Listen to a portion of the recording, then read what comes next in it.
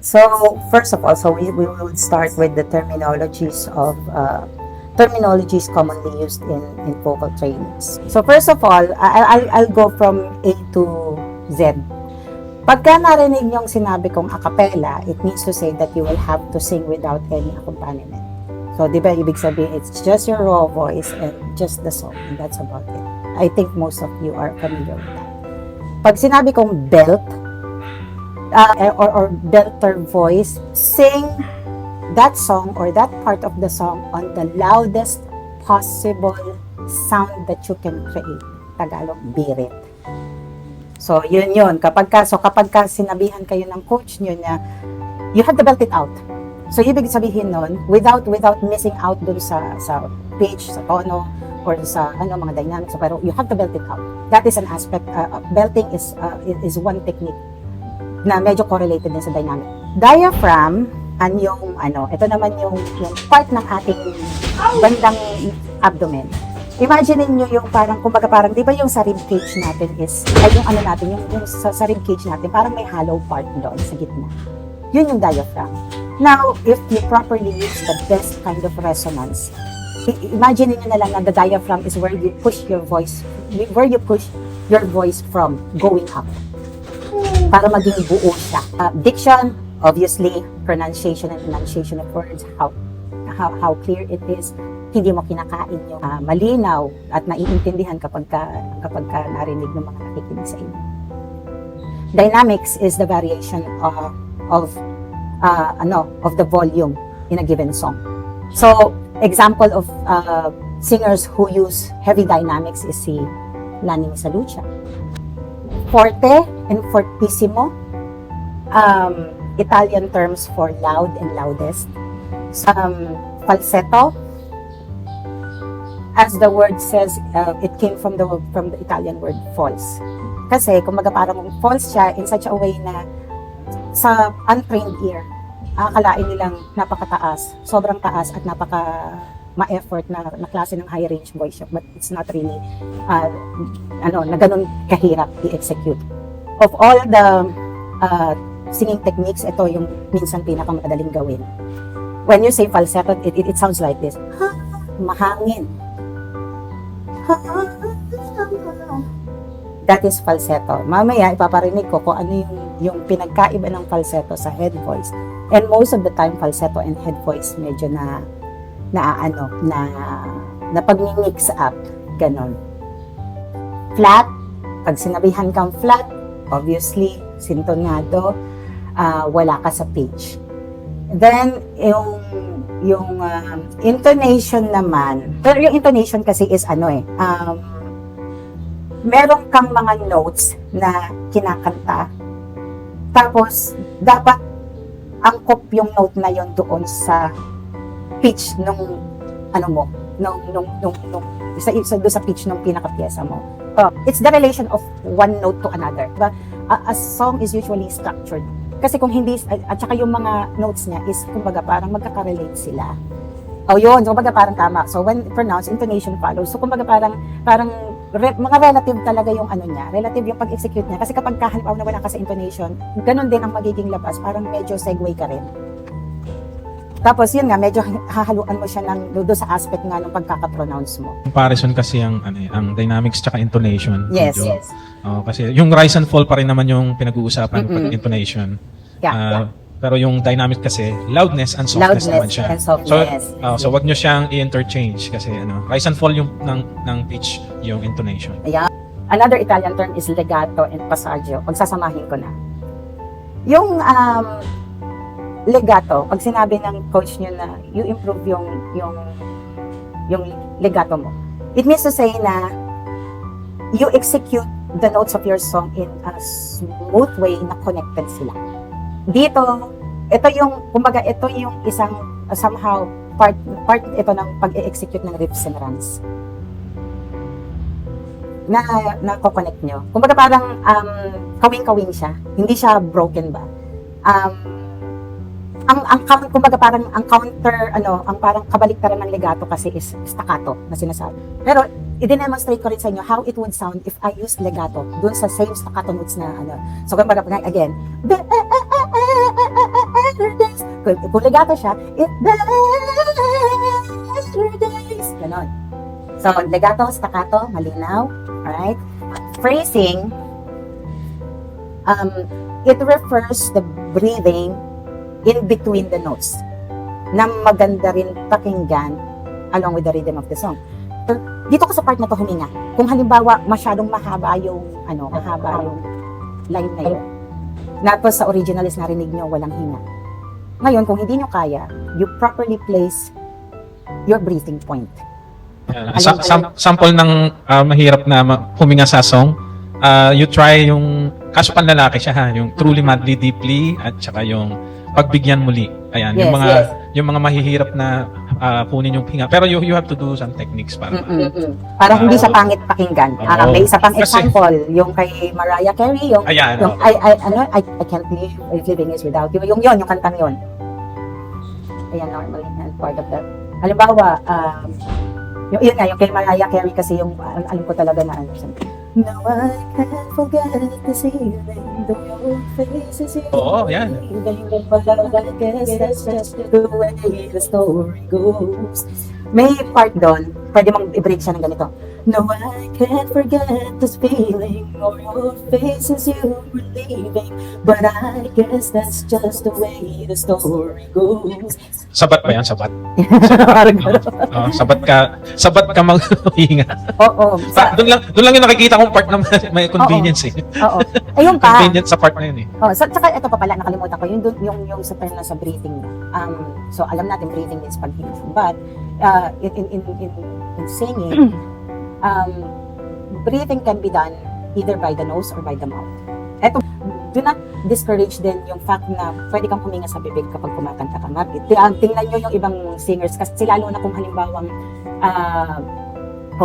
mas, anyway, yun nga, sabi ka nga, pwede kang sa ilong, pwede rin sa bibig. Kasi mas malaki ang intake ng hangin. And by the way, this approach is being used as well by even the real voice lessons schools. Talagang ina-encourage nila. Pero you have to learn how to breathe through the mouth na hindi naririnig. Kaya doon din papasok syempre yung placement ng mic mo na dapat medyo distansya para hindi mahalata yun. At saka hindi kayo yung kumbaga parang sa soup na i-slurp kayo, ganun, hindi ganun. So you can breathe through the mouth, you can breathe through your nose, whichever method that you would want to use, as long as you can take in the amount of air that you need to execute the song. Pero ang pinakamadali talaga is sa bibig huminga kapag lalo yung mga medyo mahahaba, yung mga kanta na dapat mong i-sustain. Range, pag sinabi nating range, ito yung kumbaga, ito yung kung gaano ka, ito yung expanse ng kayang abutin or sisirin ng boses mo. So, minsan maririnig nyo halimbawa, di ba, imagine niyo sa piano, a normal keyboard would usually have 6 octaves na sinasabi. So, from the lower do, re, mi, fa, sol, la, ti, do, re, mi, fa, sol, la, ti, do, ganon. So, sa keyboard, imagine niyo yung pinakaunang key hanggang sa first 8, that is the first octave. And then, from the 9th hanggang sa 16th, that would be the second octave, and then so forth and so on. Kaya pagka minsan naririnig nyo sa mga coaches, nasabihin nila, anong range mo? It's like for me, I would, if someone asks what is my range, I would say that my range is from the second octave of B2 na sinasabi, hanggang, ang chest voice ko is up to A4, ang head voice ko is up to B5. Yun ang range ko. So I can go up as high as the 5th octave in B. Ang golden, yung pinakamataas ng golden is A5.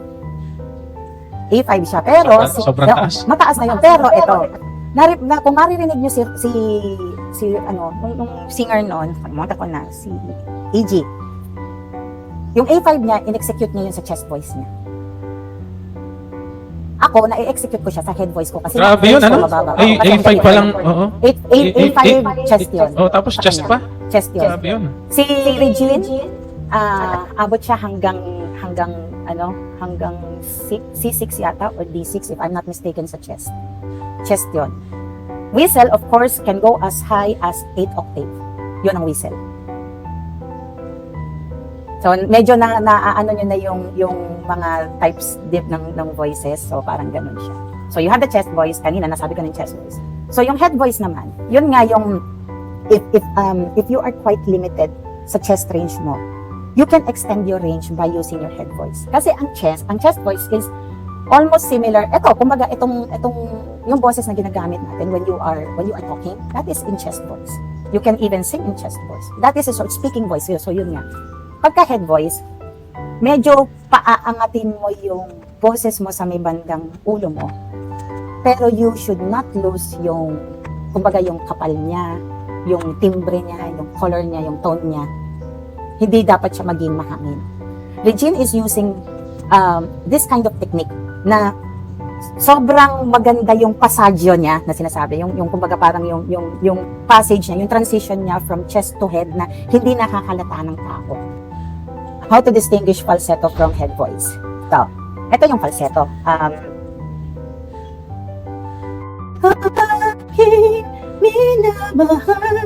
Mahangin. Now, if I'm going to sing the same song ng head voice,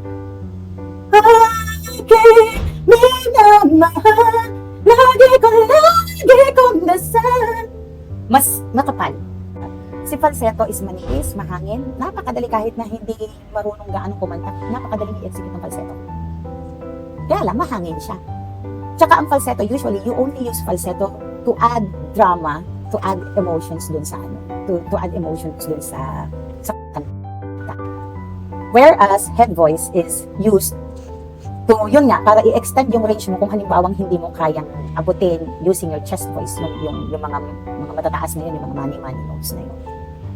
So, resonance, this is how you are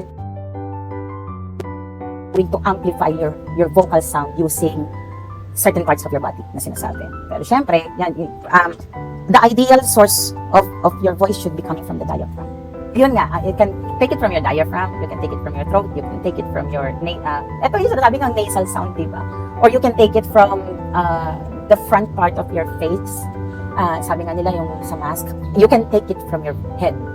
So if you are trying to resonate already your voice while singing, nagamit niya ang ulo mo, that is how you are executing your head voice.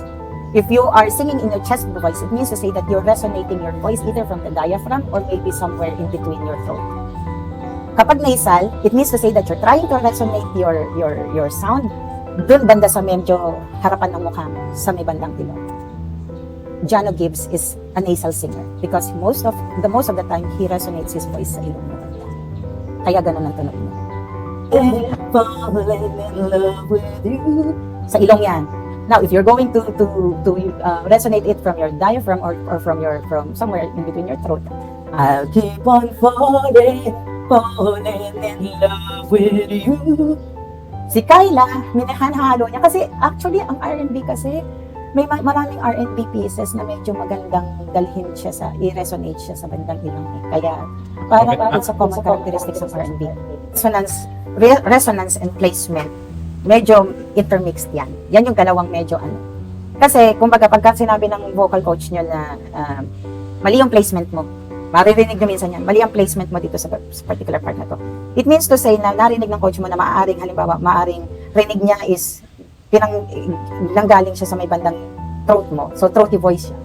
Mas lalalim, mas gaganda mas gaganda yung tono niya kapag ka sa manggagaling siya sa diaphragm. So, yun din yung placement na sinasabi. So, yun yung direksyon, ika nga, kung saan mo talaga nilalagay yung resonance ng boses mo. Para makaproject ka ng either mas malinaw, at saka kumbaga parang mas brighter na tono, na timbre, ika. Kapag ka nasusobrahan tayo ng pagkanta, or iba nga medyo na-abuse na yung doon na tayo magkakaroon ng mga scar doon sa nodules natin sa ating sa bandang area sa lalamunan natin. So parang mga bilog-bilog yan na parang maliliit na sugat ba. Kapag ka nagkaroon ng lalamunan natin, tigil muna tayo sa ating pagkanta, tsaka mas ingat sa pagsalita. Ganun, medyo pabawas-bawasan natin kasi syempre mahirap pagka tayo ay kapag tayo ay inabuso natin. Yung rhythm pala, yun pa. Rhythm is kumbaga parang yung beats nga, di ba? So merong 3/4 na mga beats na yung naririnig nyo minsan 3/4 beats. Ito yung similar doon sa beats ng halimbawa ng mga waltzy song.